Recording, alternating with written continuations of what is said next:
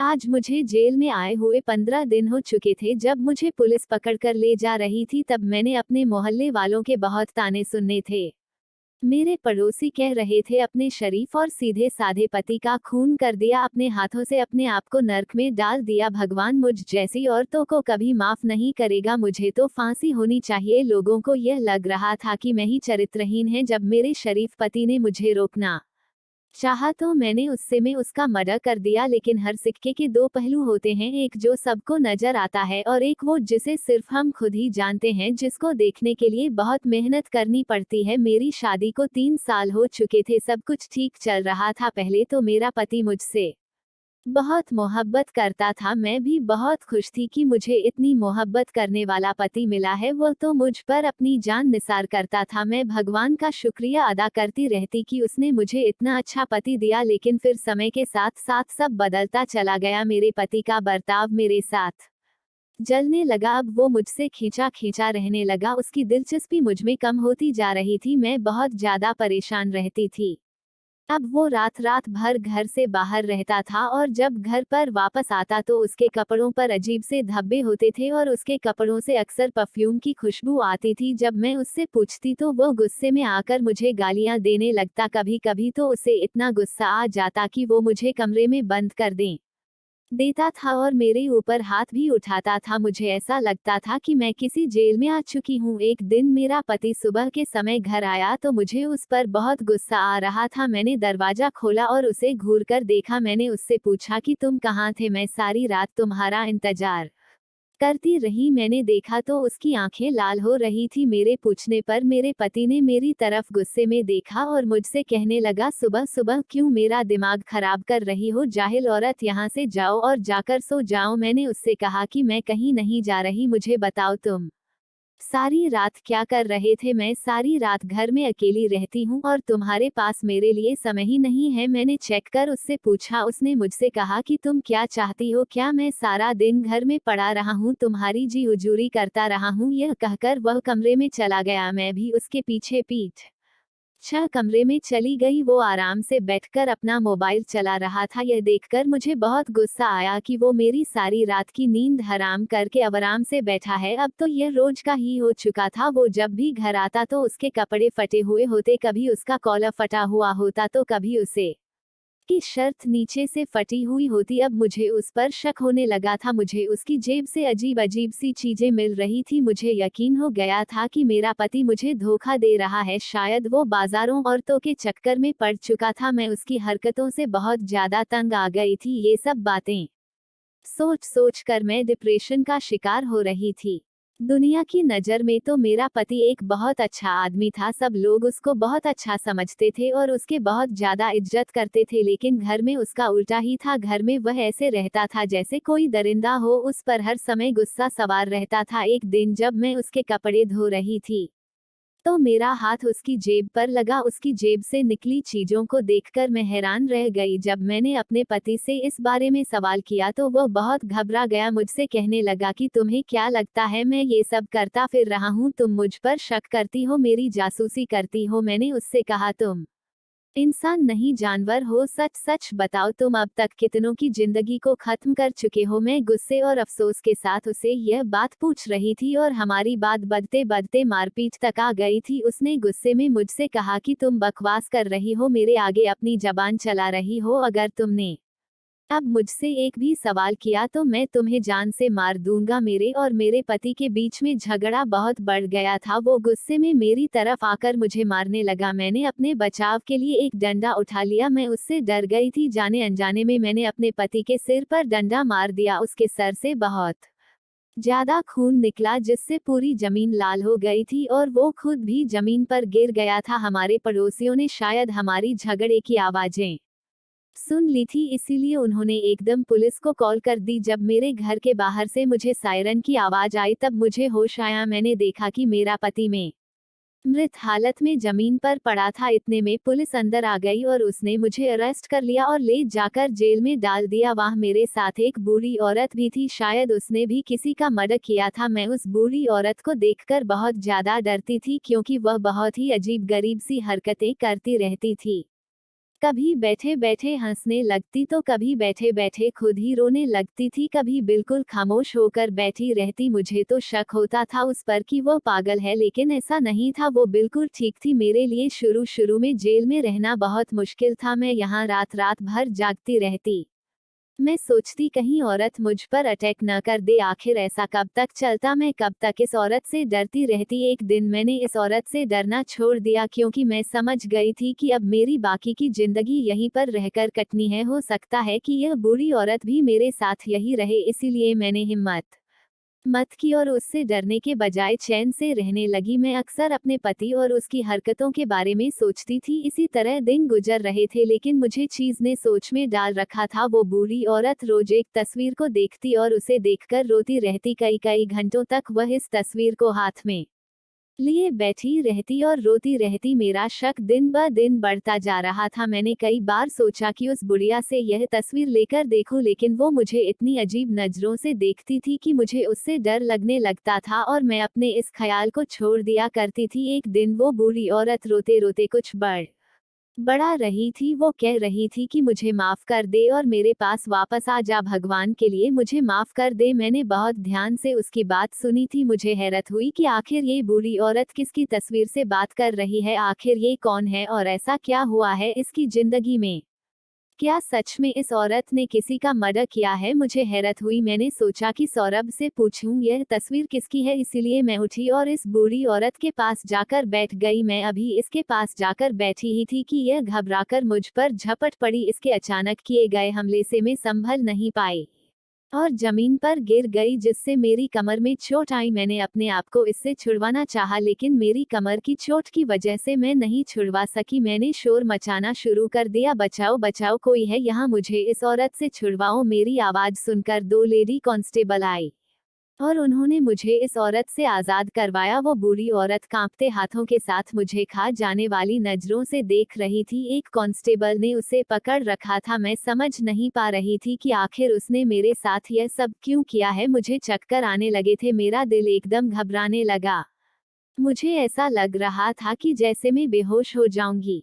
बहुत ही मुश्किल से मैं जमीन पर बैठी थी। गौरव अभी भी मुझे घूर रही थी। मुझे उसके देखने का तरीका बहुत ही डरावना लग रहा था। मैंने अपनी आंखें बंद कर ली। मुझे पता ही नहीं चला कि मीडिया कब लग गई। जेल के अंदर लाइट जली और खाने का शोर हुआ तो मेरी आंख खुल गई। रात से मेरी तबीयत मुझे काफी बिगड़ी हुई लग रही थी। मैंने यह सोचकर नजरअंदाज कर दिया कि शायद डर और खाना ना मिलने की वजह से मेरी तबीयत खराब हो रही है। फिर एक लेडी कांस्टेबल मेरे पास खाना लेकर आई। मैंने उसमें से थोड़ा खाना खाया और मैं लेट गई। मैंने एक नजर उस औरत पर डाली तो वो अब भी वही तस्वीर लिए बैठी थी। मैंने उसे नजरअंदाज करने के लिए अपने हाथों की तरफ देखा तो उस पर नाखूनों के निशान थे और मेरे हाथों पर खून जम चुका था। अब मैं फिर से उस औरत से डरने लगी थी। मैं बहुत कोशिश कर रही थी कि मैं उसे नारा डरूं, लेकिन फिर भी मुझे उस औरत से डर लग रहा था। वह औरत बैठे बैठे मुझे देखकर बहुत ही अजीब तरीके से हंसने लगी। ऐसा लग रहा था कि यह फिर से मेरे ऊपर अटैक करेगी। इसलिए मैं अपनी जगह से उठकर दीवार से चिपककर खड़ी हो गई, लेकिन वो औरत कहने लगी, डर मत, बैठ जाओ, अभी तेरा समय नहीं आया है। मुझे ऐसा लग रहा था कि मुझे सांस नहीं आ रही है। दिल कर रहा था कि मैं यहाँ से कहीं दूर भाग जाऊं, लेकिन मेरे चाहने से क्या होता है, मैं तो यहाँ पर फंस चुकी थी। मैं जेल के अंदर बनी छोटी सी खिड़की से आसमान को देख रही थी। मुझे लगा आसमान की स्याही जैसी स्याही मेरी जिंदगी में भी आ चुकी है। दूर दूर तक अंधेरे के सिवा कुछ नजर नहीं आ रहा। मैं बहुत ज्यादा उदास थी। मैं उम्मीद छोड़ चुकी थी, ने सब कुछ वक्त पर छोड़ दिया था। मैं यही सोच रही थी कि अगर यह साबित हो गया कि मैंने अपने पति का मर्डर अपने बचाव के लिए किया है और अगर मुझे अदालत ने बाइज्जत बरी कर दिया तो मैं बाहर जाकर कहां जाऊंगी कि समाज मुझे कबूल कर लेगा? क्या मैं एक इज्जत वाली जिंदगी गुजार सकूंगी? आयत नहीं, कभी नहीं। हर बात के जवाब में मुझे नाम में ही जवाब मिल रहे थे। मेरी दिमागी हालत भी खराब होने लगी थी, इसीलिए मैं खुद से अपने लिए हर चीज को नामुमकिन समझ रही थी। दिन गुजरते गए और अब मेरी तबीयत ज्यादा खराब रहने लगी थी, लेकिन मैं डॉक्टर को दिखाने के लिए तैयार नहीं थी। मुझे ऐसा लग रहा था कि मैं मरने वाली हूँ। एक दिन वह बूढ़ी औरत मुझसे थोड़े फासले पर आकर बैठ गई। मैं यह देखकर एकदम पीछे हट गई तो वो हंसने लगी। उसकी हंसी बहुत ज्यादा खतरनाक थी। उसकी हंसी की आवाज मेरे कानों को बर्दाश्त नहीं हो रही थी। पहले से ही मेरी तबीयत खराब थी और अब उसकी यह भयानक हंसी मेरे दिमाग की नसें फटने लगी थी। मैंने अपना असर नहीं में हिलाते हुए अपने हाथों को अपने कानों पर रख लिया। वह बूढ़ी औरत मेरे आगे झुकी और मुझसे कहने लगी तो उससे भी कहीं ज्यादा कमजोर और डरपोक निकली। वो मुझे देख रही थी लेकिन मैं समझ नहीं पाई कि उसकी बात का मतलब क्या है। मैं सोच रही थी कि कहीं के दिल में मुझे नुकसान पहुंचाने की तो नहीं है। मैंने अपने आसपास नजर घुमाकर देखा तो कोई भी ऐसी चीज वहां पर नहीं थी जिससे मैं अपना बचाव कर सकती है। वो दिन भी गुजर गया। अब अक्सर मेरे पेट में दर्द रहने लगा और मुझे चक्कर भी आते थे, लेकिन इस बार मुझे जेल के डॉक्टर को दिखाया गया। जो खबर मैंने सुनी वो खुशी की थी। मैं मां बनने वाली थी, लेकिन मैं समझ नहीं पा रही थी कि मैं इस बात को सुनकर खुश हूं या दुखी। अब मुझे एक और टेंशन हो गई थी कि कहीं यह बूढ़ी औरत मेरे बच्चे को नुकसान न पहुंचा दे। यह सोचकर ही मैं काम गई थी, क्योंकि अब मुझे खुद से ज्यादा अपने बच्चे की फिक्र थी। मैंने सोच लिया था कि मैं अब अपना पूरा ख्याल रखूंगी। चेकअप के बाद मुझे दोबारा से जेल में लाया गया। मैं अंदर आकर बैठी और जेल में बनी छोटी सी खिड़की की तरफ देख रही थी, जहां से हल्की हल्की सूरज की रोशनी अंदर आ रही थी। तभी मुझे ऐसी आवाज आई कि वो बोली औरत कुछ कह रही थी। जब मैंने गौर से सुना तो वह कह रही थी कि छोटी सी खिड़की से आती हुई रोशनी सिर्फ तुझे समय के बारे में बता सकती है, लेकिन अगर तुझे ये लगता है कि छोटी सी खिड़की से तुझे कोई राह दिख जाएगी तो ये तेरी भूल है। वो कहते कहते हंसने लगी। मैंने उससे कहा कि आपको क्या लगता है मैं यहाँ से भागने का सोच रही हूँ। वो कहने लगी कि मनहूस औरत, यह जेल की चारदीवारी की खिड़की तुझे निकलने का रास्ता नहीं दे सकती। और वो खिड़की की तरफ इशारा कर रही थी। अपनी बात कहकर वो फिर से हंसने लगी। मुझे ऐसा लग रहा था कि उसे दौरा पड़ रहा है। मैं खामोश होकर बैठ गई और वो बहुत देर तक हंसती रही। रात का पता नहीं कौन सा समय था कि मेरी आंख उस औरत की सिसकियों से खुली थी। मैं अपनी आंखें मलते हुए उठकर बैठ गई और उसे देखा तो वो उस तस्वीर को देखकर रो रही थी। उसके आंखों से आंसू बह रहे थे। वो बार बार अपनी आंखों को रगड़ रगड़ कर अपने मैले दुपट्टे से आंसू साफ कर रही थी। मुझे फिर से एक बार उस पर शक होने लगा। जेल के बाहर एक छोटी सी लाइट जल रही थी, जिससे जेल में भी रोशनी हो रही थी। मैं उठी और उसकी तरफ जाने लगी, लेकिन मुझे उस बुढ़िया की पहले की हरकत याद आ गई तो मैं दोबारा वहीं अपनी जगह पर आकर बैठ गई। मुझमें इतनी हिम्मत नहीं थी कि मैं वो तस्वीर देख सकूं। मुझे डर था कि कहीं वो बोली औरत मुझे नुकसान न पहुंचा दे, इसलिए मैंने कुछ भी करने से बेहतर यही समझा कि वापस अपनी जगह पर खामोशी से बैठे रहे हैं। एक दिन मुझे मेरी तबीयत बहुत ज्यादा खराब लग रही थी। कमर के दर्द की वजह से मैं उठ भी नहीं पा रही थी। मेरा गला प्यास की वजह से सूख गया था। मैं उठकर पानी पीना चाह रही थी, लेकिन मैं अपनी जगह से हिल भी नहीं पा रही थी। उस बूढ़ी औरत को मैंने आवाज दी और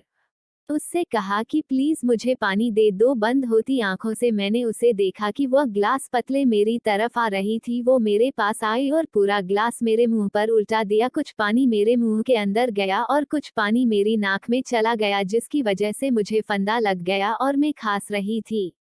वो जमीन पर लेटी हंसने लगी। मेरी आंखों में बहुत ज्यादा पानी आ गया था। मैंने थोड़ी सी आंख खोलकर उसे देखा कि वो बहुत ज्यादा हंस रही थी और तालियां बजा रही थी। मुझे उससे डर लग रहा था। अभी मुझे उसको देखकर यही लग रहा था कि वह पागल औरत है या फिर वो मुझे नुकसान पहुंच जाना चाहती है। मुझे लग रहा था कि अगर मैं इसके साथ रहूंगी तो कुछ दिनों में मैं भी पागल हो जाऊंगी। मेरी खांसी की आवाज सुनकर एक लेडी कांस्टेबल अंदर आए और मुझे सहारा देकर बाहर ले गई। मुझे बाहर आते हुए भी उस बूढ़ी औरत की आवाज सुनाई दे रही थी। वो बहुत जोर जोर से कह रही थी कि तू अभी नहीं मरेगी, मैं तुझे वैसे ही तकलीफ देकर मारूंगी जैसे तूने मेरी बेटी को मारा है। उसकी बात सुनकर मेरे तो जिस्म जैसे कट दौड़ गया। मैंने उसे पलटकर देखा और मैं बाहर बैठ गई और सोचने लगी मैंने कब उसकी बेटी को मारा है। मैं तो उसे जानती भी नहीं हूँ। कुछ ही दिनों से यह सब कुछ चल रहा था। वो तस्वीर देखती और रोती रहती। मैं खामोशी से बैठे बैठे उसकी हरकतें देखती रहती थी। मुझे ऐसा लग रहा था कि मेरे जिस्म से थोड़ी थोड़ी जान निकल रही है। कुछ दिन बाद मुझे फिर से उस पर शक हुआ। मैं उठी और उस बुढ़िया के पास गई और मैं उस तस्वीर को देख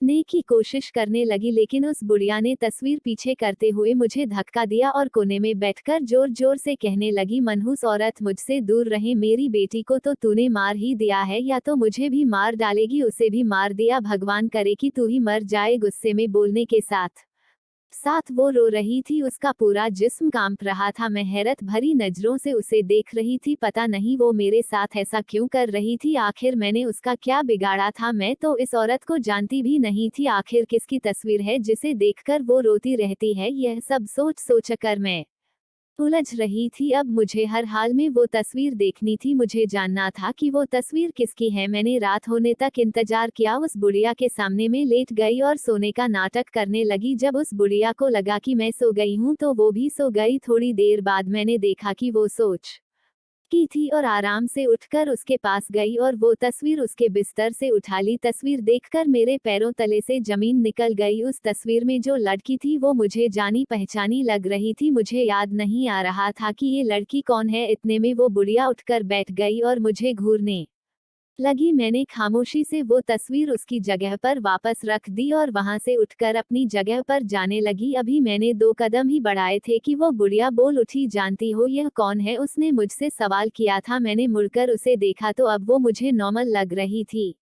आज मैंने उसकी आंखों में अपने लिए नफरत के बजाय बरसों पुराना रकम झलकता देखा था। वहीं खड़ी होकर सोचने लगी कि कहीं यह बुढ़िया मुझे मार न दे, कहीं इसका यह कोई प्लान ना हो। लेकिन फिर मैं कुछ सोचकर इस पुलिया के पास आकर बैठ गई। तब उसने बोलना शुरू किया और मुझसे कहने लगी कि पति का नाम आकाश था। मैं एकदम घबरा गई और हैरान हो गई कि उसे मेरे पति का नाम कैसे पता। अब पता नहीं कौन सा रास्ता जो मुझ पर खुलने वाला था। मैंने उसे हाँ में जवाब दिया तो वो कहने लगी कि यह तस्वीर मेरी बेटी की है। देखो मेरी बेटी, मेरी जिगर का टुकड़ा, कितने खूबसूरत है।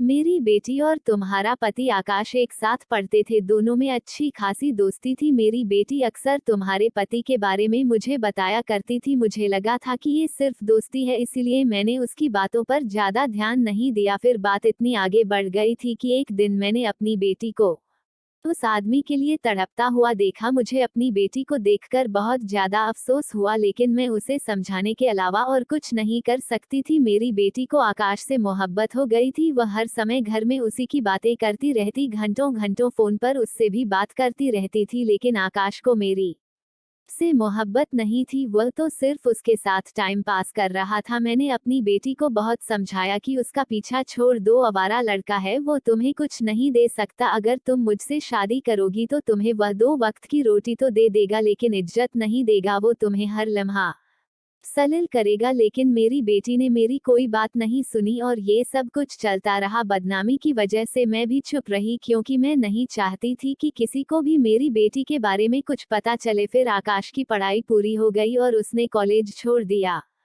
कॉलेज के साथ साथ उसने मेरी बेटी को भी छोड़ दिया। तब मेरी बेटी ने तो जीना ही छोड़ दिया था। मुझे उसे देखकर बहुत ज्यादा तकलीफ होती थी। मैंने अपनी बेटी को इतने लाड प्यार से पाला था, अब वो जीना ही नहीं चाहती थी। वह सारा सारा दिन अपने आप को कमरे में बंद रखती थी। उसके बहुत अच्छे अच्छे रिश्ते आए, लेकिन वो हर बार मना कर दे बेटी। मैंने भी हिम्मत नहीं हारी, मैं उसे समझाती रहती। फिर एक दिन मेरी बेटी को पता चला आकाश ने शादी कर ली तो वह पूरे तरीके से टूट गई। अब वह बहुत ज्यादा उदास रहने लगी थी। मुझे नहीं पता था कि उसके दिमाग में क्या चल रहा है। उसने मेरे बारे में बिल्कुल भी नहीं सोचा और ना ही पिता के बारे में सोचा। झूठे और दोगले आदमी की मोहब्बत के लिए उसने हम सबको छोड़ दिया। दुनिया के ताने सुनने के लिए वो हमें अकेला छोड़ गई। एक दिन उसने खुदकुशी कर ली। हमें तो ये भी नहीं पता था कि वो आकाश के बच्चे की मां बनने वाली है। वो बच्चा भी उसी के साथ मर गया। यह जानने के बाद में मेरा पति तो बेइज्जती और रुसवाई के डर से ही मर गया, लेकिन मैं नहीं मरी। मैं सोच रही थी कि मुझे भी मौत आ जाए, लेकिन मुझे मौत नहीं आई। मैं इस बेदर्द दुनिया में अकेली रह गई थी। मैं रोज लोगों के सवालों का जवाब देती रहती। मैं लोगों के सवालों से परेशान हो गई थी। एक दिन मैंने सोचा कि मैं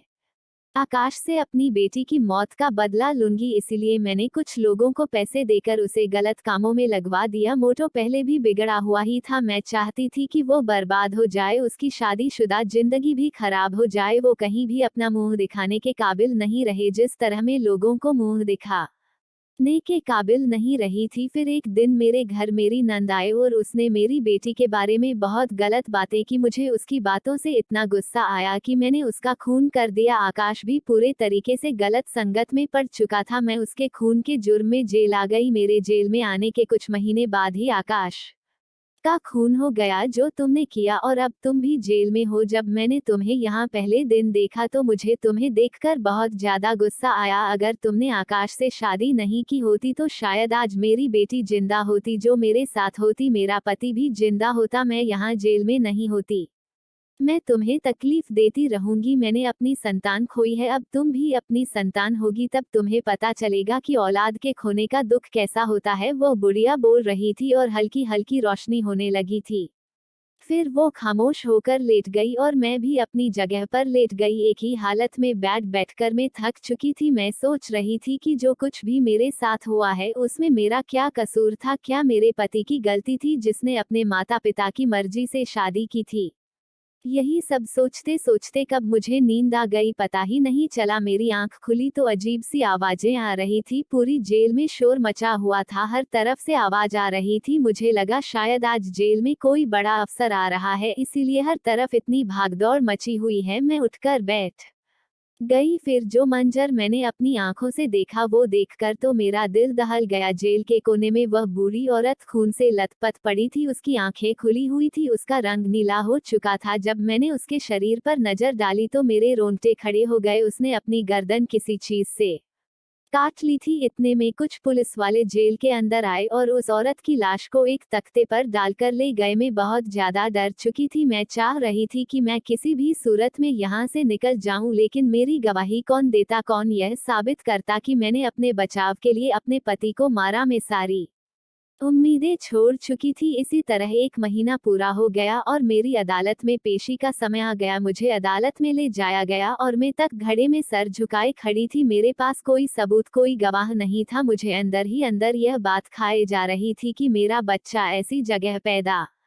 होगा जहां लोग जाने से डरते हैं। मैं भगवान से प्रार्थना कर रही थी कि वो कोई चमत्कार दिखा दें, और मैं जानती थी कि भगवान मेरी मदद जरूर करेगा। उसी समय अदालत में एक लड़की आई। उसके हाथ में एक मोबाइल था। वह कुछ मैले कुचले से कपड़े पहन रही थी। वो जज के सामने आई और उसने कहा कि वह अदालत को कुछ दिखाना चाहती है। तो जज साहब ने कहा कि ठीक है, दिखाओ। उसने अपने मोबाइल पर एक वीडियो चलाई और जज साहब के सामने कर दी। मैं इस लड़की को देख रही थी। वो मेरे घर के सामने ही रहती थी। मैंने उसे एक आध बार ही देखा था। वो लड़की जज साहब से कहने लगे, जिस दिन यह दुर्घटना हुई उस दिन मैं अपनी छत पर ही थी। मैंने देखा कि आकाश अपनी पत्नी को नशे में मारने के लिए आगे बढ़ रहा था। इतने में उसकी पत्नी ने अपने बचाव के लिए एक डंडा उठाकर उसके सर पर मारा। तो जब वो मर गया, सबूत के लिए यह वीडियो है जो मैंने उसी समय बना ली थी।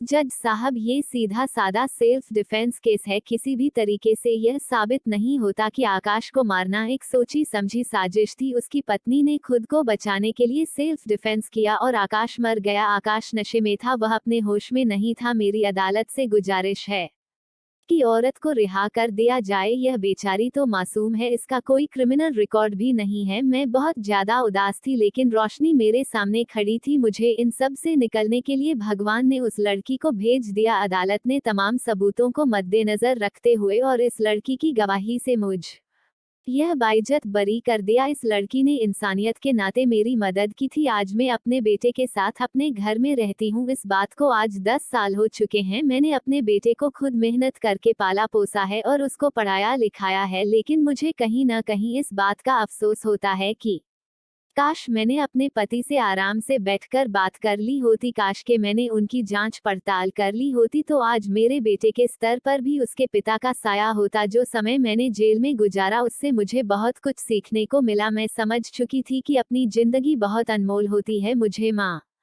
मालूम हो चुका था कि मायूसी इंसान को मार देती है, लेकिन अगर भगवान पर यकीन हो तो हमारे साथ कुछ भी गलत नहीं हो सकता। दोस्तों, उम्मीद करती हूँ आपको हमारी कहानी पसंद आई होगी। कहानी पसंद आई है तो वीडियो को लाइक करें, चैनल पर नहीं तो चैनल को सब्सक्राइब करें और नोटिफिकेशन को जरूर दबाएं ताकि अगली अपडेट सबसे पहले आपको मिले।